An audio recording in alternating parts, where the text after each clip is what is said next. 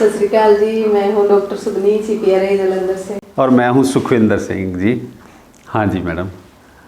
तो सर आपको भी नहीं पता चल रहा है कि किस कहाँ से शुरू करें हैं। हाँ जी सर, जो आज का जो हमारा टॉपिक है वो थोड़ा मज़ेदार इंटरेस्टिंग होने वाला है। तो मैं सर से जानूंगी कि आप मतलब आज के जो ज्ञान के पिटारे में कौन सा ज्ञान लेके आए हैं हमारे किसान भाइयों के लिए। मैडम, असल में ना ये ज्ञान नहीं है, हम तो खुद ज्ञान लेने वाले वो हैं, हम तो खुद एक तरह से विद्यार्थी हैं। ज्ञान तो ले ही रहे हैं, लेकिन शायद हमारे में अलग बात यह है कि जो हम सीखते हैं हम साथ के साथ हमारे जो दूसरे किसान दोस्त हैं उनके साथ शेयर करते हैं। और आज की जो हमारी जो पिटारी है ना मैडम, अब ये देखिए कि जो अक्सर जो आज की वीडियो के बाद किसान दोस्त एक वो चीज़ देख पाएंगे कि किस तरह से अगर किसी खेत में आलू की फसल में या दूसरी फसलों में भी किसी न्यूट्रिएंट की खुराक की कमी हो सकती है, उसके क्या बुरे प्रभाव हो सकते हैं और कमी दूर करके कैसे फसल रिकवर होती है, तो आंखों से दिखाना चाहेंगे आज। और दूसरी बात है, एक ही खेत में अगर दो अलग अलग किस्में हैं, वैरायटीज़ हैं, तो कैसे वो अलग अलग उनका बर्ताव और बिहेवियर होता है। तो अब मैं चाहूँगा कि आप कैमरे से ज़रा ये दिखाइए नीचे पौधों को। तो मैडम ऐसा है कि ये जो आप देख रही हैं ये दो वैरायटी के पौधे हैं। ये है केसियम कुफरी चंद्रमुखी और यह है कुफरी हिमालयनी। ये दोनों ही जो किस्में हैं एक ही खेत में लगी हुई थी। क्या हुआ कि इस पौधे को आप देखिए, इस पौधे को देखिए, ये लगभग 35, ये यहाँ पत्ते का साइज़ सही है, सब कुछ सही है। हमने 30-35 दिन पे जाके नोट किया कि इसमें जो पत्तों में जिंक, मोटे तौर पे जिंक या हो सकता है किसी और जो सूक्ष्म तत्व हैं, जैसे बहुत कुछ है, मैंगनीज भी हो सकता है, बड़ी सारी चीज़ें, लेकिन मुख्य तौर पे जिंक की कमी पाई गई। और यहाँ पे जब 30-35 दिन पे जिंक की पाई गई तो जिंक सल्फेट और दूसरे जो माइक्रो न्यूट्रिएंट है उनकी स्प्रे की गई। और ये देखिए आप कि पत्तों का साइज़ कितना छोटा था। ये देखिए छोटे छोटे साइज़ के, उनके आगे कुछ पीलापन भी है और कहीं ना कहीं वो भी है, स्कॉर्चिंग सी भी बोलते हैं। और ये जो जब पहले कमी नहीं थी, ये नॉर्मल पत्ते थे।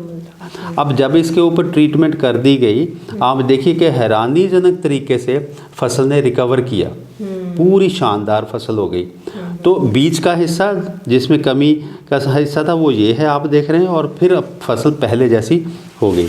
अब उसी खेत में ये थी कुफरी हिमालयनी। उस पूरी अवधि के दौरान अभी तक ये फसल मुझे लगता है कि ये 60 दिन की हो गई होगी, 60-65 दिन की, कितनी, इसमें कोई कमी के लक्षण नहीं दिखाई दिए। तो सर ये बड़ी मुझे मतलब हैरानी वाली और दिलचस्प लगा, है ना? दिलचस्प लगा। हाँ जी। लेकिन अब मैं आपसे जानना चाहूँगी कि इससे सर हम क्या निष्कर्ष निकाल सकते हैं या क्या मैसेज हम किसान भाइयों को क्या नहीं।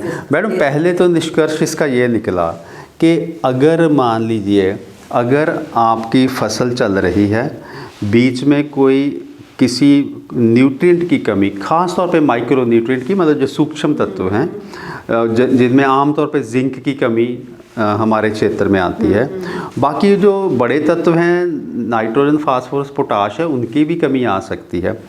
जैसे ही उसकी कमी के लक्षण आपको दिखते हैं, पहली बात तो किसान को सीखना पड़ेगा कि किस तत्व की, किस एलिमेंट की, किस खुराक की कमी से कौन से मतलब उसके लक्षण क्या हैं।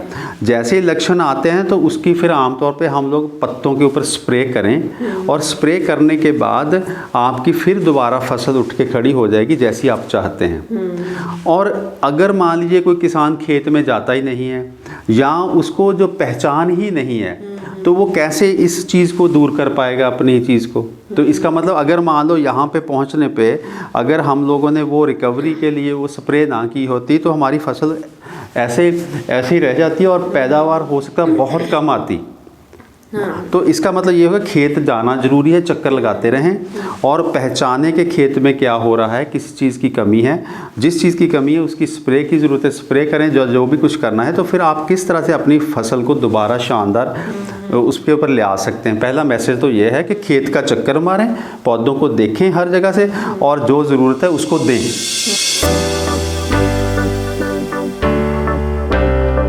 दूसरा मैसेज इसमें से ये जाता है कि ये मत सोचें कि आपकी अगर मान लो आलू की 3 वैरायटीज लगा रखी हैं, खेत भी एक जैसे हैं, अगर एक में वो कमी आई है तो दूसरे में भी कमी आएगी। दूसरा तो ये मैसेज है कि ये नहीं कि सब वैरायटीज़ में दे दें, पहले देख लें कि जैसे ये हमें कई सालों से वैसे पता था, तो मैंने आज सोचा वीडियो बनाते हैं। लेकिन हमें पता है कि भी उस वैरायटी जब 1-2 साल में पता चल जाएगा कौन सी वैरायटी में क्या कमी आती है, दूसरी में शायद आए ना।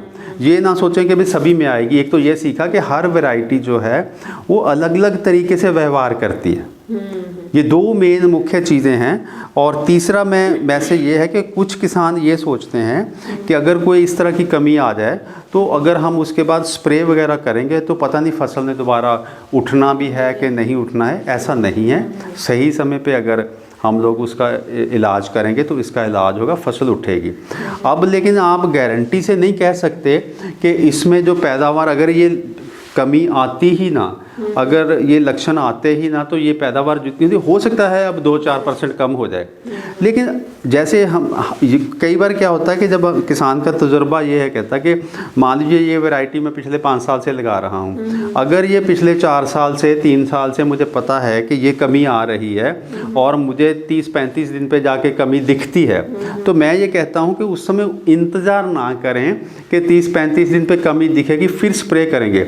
आप उस दिन से 10 दिन पहले ही कर दो स्प्रे, ताकि वो कमी के लक्षण आए ना। फिर क्या होगा कि आपकी पैदावार कम होने से बच जाएगी। यही मेरा इसमें मैसेज और सुझाव था। अब जो मैंने तो बहुत कुछ बोल दिया, अब आप कुछ कहना चाहें तो आप भी कहिए। नहीं सर, ये मतलब बड़ी ही एक दिलचस्प मतलब जानकारी है कि एक ही फसल की अलग अलग किस्में जो है अलग अलग न्यूट्रिएंट की अलग अलग तरह से बिहेवियर करती है।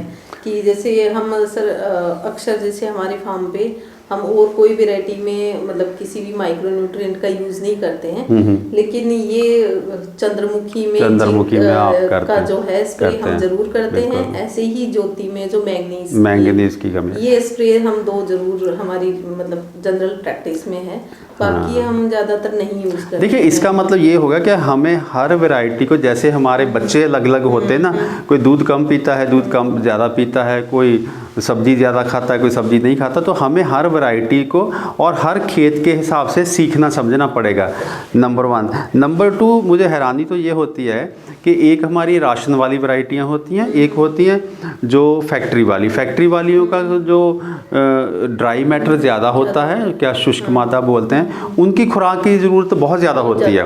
वो तो माना कि फ़र्क है, राशन वाली और फैक्ट्री वाली जो वैरायटी है, प्रोसेसिंग वाली है, उसकी खुराक की ज़रूरत का तो हमें पता है सभी को। अब ये दोनों वैरायटी जो आपकी राशन वाली हैं, खाने वाली, सब्जी वाली हैं, और उस ये समझा जाता है कि इनकी जो ज़रूरत है वो लगभग एक जैसी, पर इसमें भी देखिए कितना। अच्छा, दूसरी किसान भाइयों को हम ये बताना चाहते हैं कि जो सूक्ष्म तत्व हैं, जैसे जिंक हो गई, मैंगनीज हो गई, मॉलिब्डेनम हो गई, फेरस हो गई, इसी तरह से आपका और भी छोटे छोटे तत्व, इनकी मात्रा इतनी कम चाहिए आप सोच भी नहीं सकते। लेकिन अगर कमी आ गई इनकी, ये भी फसल का बुरा हाल कर देती हैं, चाहे बहुत कम मात्रा में चाहिए। तो इसलिए सवाल ये नहीं है कि कौन सा तत्व या कौन सा एलिमेंट कितना चाहिए, सवाल ये चाहिए तो चाहिए।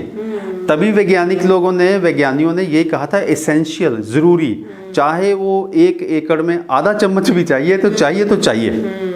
हाँ, ये बात ये है कि जो ये सूक्ष्म तत्व हैं, ये डालने की ज़रूरत बहुत कम पड़ती है, क्योंकि मिट्टी में बहुत सारे ये तत्व पहले से ही हैं। लेकिन बहुत सालों से खेती करते रहने के बाद अब इनकी ज़रूरत कभी कहीं स्प्रे के रूप में भी देनी पड़ती है। और जो यूनिवर्सिटीज़ हैं, जहाँ ICR है, CPR है, वो जिस फसल को भी काम करते हैं, रिसर्च करने वाले साइंटिस्ट लोग, उन्होंने बता देते हैं ना।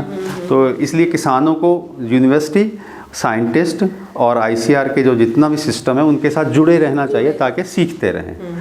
तो चलिए मैडम, आपका शुक्रिया, मैं बहुत एक्साइटेड था इसको शो करने के लिए, और किसान भाइयों का भी धन्यवाद।